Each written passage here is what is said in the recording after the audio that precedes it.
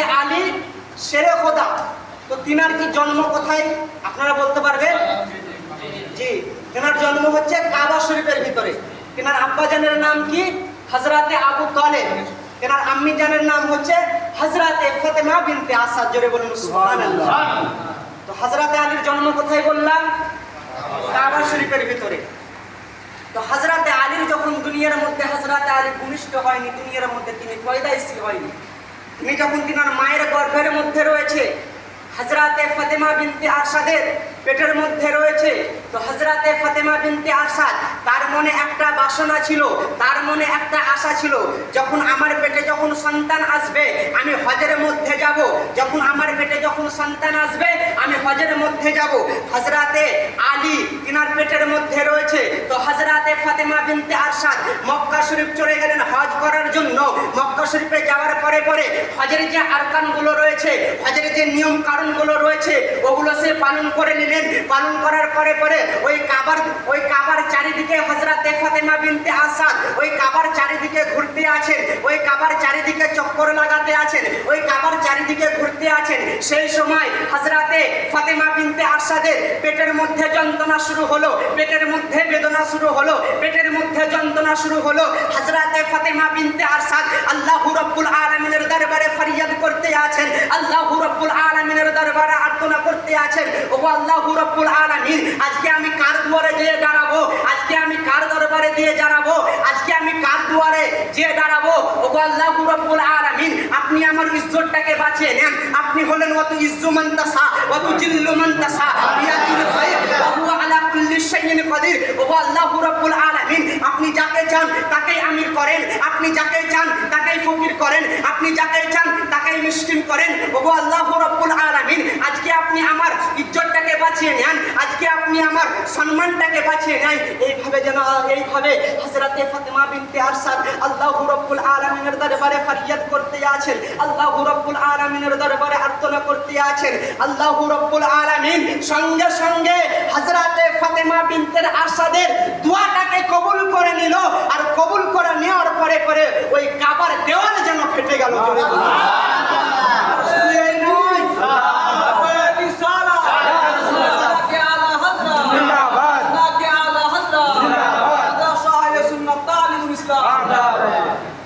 শুধু এই নয়, আরো শুনুন, হযরতে ফাতেমা বিনতে আসাদ আল্লাহু রাব্বুল আলামিনের দরবারে দোয়া করতে আছেন। সঙ্গে সঙ্গে আল্লাহু রাব্বুল আলামিন তিনার দোয়াটাকে যেন কবুল করে নিল। কবুল করে নেওয়ার পরে পরে ওই কাবার দেওয়াল যেন ফেটে গেল। ফেটে যাওয়ার পরে পরে হযরতে ফাতেমা বিনতে আসাদ কাবার ভিতরে প্রবেশ করলেন। হযরতে আবু তালেব যেন কাবার ভিতরে প্রবেশ করলেন। প্রবেশ করার পরে পরে আবার কাবার দেওয়াল যেন অটোমেটিক যেন আবার লেগে গেল, আবার যেন একতা হয়ে গেল। হযরতে ফাতেমা বিনতে আসাদ ওই কাবা শরীফের ভিতরে যেন হযরতে আলীকে জন্ম দিলেন। মাসটি ছিল রজব মাস। রজব মাসের 13 তারিখ হযরতে ফাতেমা বিনতে আসাদ যেন হযরতে আলীকে কাবার ভিতরে জন্ম দিলেন। যখন হযরতে আলী কাবার ভিতরে যখন জন্ম নিলেন, নেওয়ার পরে পরে হযরতে আলী কিন্তু কান্না করে না, হযরতে আলী কিন্তু কান্না করে না, হযরতে আলী কান্না করে না, হযরতে আলী যেন নড়ে না চড়ে না।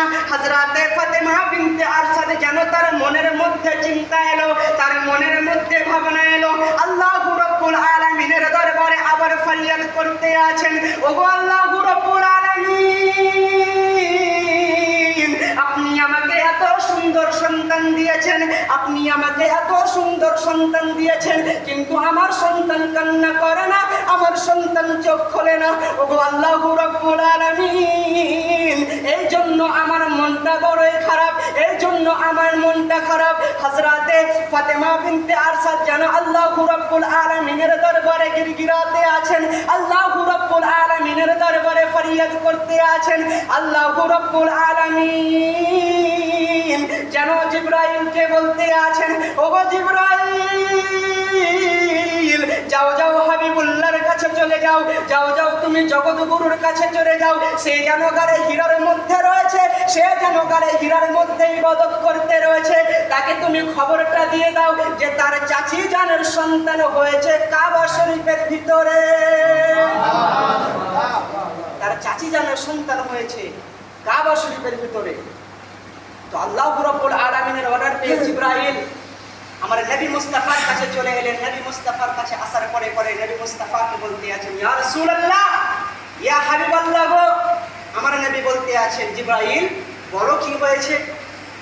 তো জিবরাইল বলতে আছেন, আকা ইয়া রাসূলুল্লাহ, ইয়া হাবিবাল্লাহ, আপনার চাচি জানের সন্তান হয়েছে কাবা শরীফের ভিতরে, ওই মক্কা শরীফের ভিতরে, ওই কাবার ভিতরে।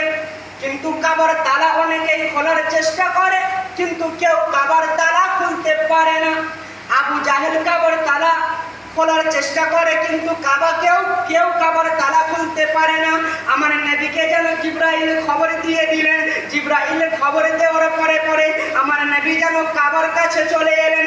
আমার নবী কাবার কাছে আসার পরে আল্লাহু রাব্বুল আলামিন যেন আমার নবী মুস্তাফাকে বলতে আছেন, আমার হাবিবকে বলতে আছেন, ওগো আমার নবী,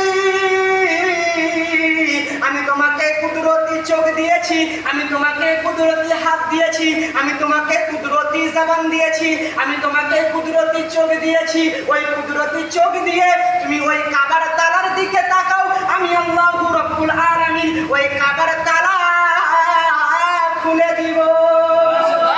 আল্লাহু রাব্বুল আলামিনের অর্ডার পেয়ে আমার নবী মুস্তাফা দোজাহানের নবী আমার ওই কাবার তালার দিকে যখন তাকালেন, যখন কাবার তালার দিকে যখন তাকালেন, ওই কাবার তালা যেন সঙ্গে সঙ্গে খুলে জমিনের মধ্যে পড়ে যায়। এই নয়, আমার নবী সাল্লাল্লাহু আলাইহি ওয়াসাল্লাম যখন কাবার তালার দিকে তাকালেন, তো কাবার তালা খুলে জমিনের মধ্যে পড়ে গেলেন। জোরে বলুন সুবহানাল্লাহ।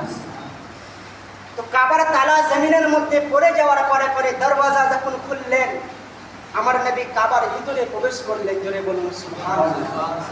যখন কাবার ভিতরে আমার নবী মুস্তাফা সাল্লাল্লাহু আলাইহি ওয়াসাল্লাম যখন কাবার ভিতরে প্রবেশ করলেন, প্রবেশ করার পরে হযরতে ফাতেমা বিনতে আসাদকে বলতে আছেন, তিনার চাচি জানকে বলতে আছেন যে আমার চাচি জান, একটি বারের জন্য আমাকে আলীকে দেন।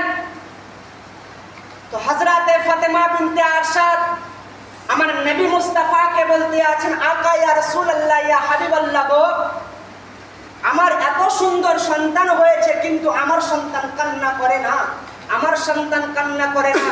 আমাদের যখন মা বোনেদের যখন বাচ্চা হয়, ওই বাচ্চা যদি কান্না না করে, আমরা ভাবি হয়তো ছেলে কালা হয়েছে, আমরা এটাই ভাবি। তো হযরতে ফাতেমা বিনতে আরশাদ তার মনে মনে চিন্তা আসে যে আমার ছেলে কালা হলো নাকি, আমার ছেলে বোবা হলো নাকি, আমার ছেলে কথা বলতে পারবে না নাকি, আমার ছেলে কথা বলতে পারবে না নাকি, এই তার মনের মধ্যে চিন্তা এলো। কিন্তু আমার নবী মুস্তাফা সাল্লাল্লাহু আলাইহি ওয়াসাল্লাম হযরতে ফাতেমা বিনতে আসাদকে বলতে আছেন, ওগো আমার চাচি জান, আপনি একটিবারের জন্য আমাকে আলীকে দেন। হযরতে আলীকে যখন আমার নবী কোলে নিলেন, কোলে নেওয়ার পরে জগৎবাসীদেরকে বলতে আছেন, তার সাহাবীদেরকে বলতে আছেন, ওগো আমার সাহাবীরা, শোনো। সাহাবীরা যেন নবী মুস্তাফার কাছে হাজির হয়ে গেল। যাওয়ার পরে আমার নবী মুস্তাফাকে বলতে আছেন, আমার নবী মুস্তাফা যেন তার সাহাবীদেরকে বলতে আছেন, ও আমার সাহাবীরা শোনো, এই হযরতে আলীকে আমি কোলে নিলাম। কোলে নেওয়ার পরে এই হযরতে আলীকে আমি একটা গোসল দিব, হযরতে আলীকে আমি সর্বপ্রথম গোসল দিব। আমি যখন দুনিয়ার মধ্যে থাকবো না, আমি যখন দুনিয়া থেকে বিদায় নিব, আমি যখন দুনিয়া থেকে পর্দা নিব, এই হযরতে আলী আমাকে আখিরি গোসলটা দিবে, হযরতে আলী আমাকে আখিরি গোসলটা দিবে। এই বলে যেন আমার নবী মুস্তাফা সাল্লাল্লাহু আলাইহি ওয়াসাল্লাম তার সাহাবীদেরকে বলতে আছেন যে, হে আমার সাহাবীরা, তোমরা শোনো, আমি যখন দুনিয়ার মধ্যে থাকবো না, আমি যখন দুনিয়া থেকে চলে যাব, আমি যখন দুনিয়া থেকে পর্দা নেব, আমি যখন দুনিয়ার মধ্যে থাকবো না, এই হযরতে আলী আমাকে আখিরি গোসলটা দিবে। জোরে বলুন সুবহানাল্লাহ। তো তিনি হযরতে আলীকে কোলে নিলেন। কোলে নেওয়ার পরে পরে হযরতে আলী কিন্তু কান্না করে না, হযরতে আলী নড়ে না চড়ে না। তো আমার নবী মুস্তাফা সাল্লাল্লাহু আলাইহি ওয়াসাল্লাম হযরতে আলীকে কোলে নেওয়ার পরে পরে আমার নবী জিহ্বা মুবারক হযরতে আলীর মুখের মধ্যে টাচ করে দিলেন। যেমন টাচ করলেন সঙ্গে সঙ্গে যেন হযরতে আলী চোখ মুবারক খুলে দিলেন। চোখ মুবারকও খুলে দিলেন আর মুখের মধ্যে মিচকিও হেসে দিলেন। জোরে বলুন সুবহানাল্লাহ।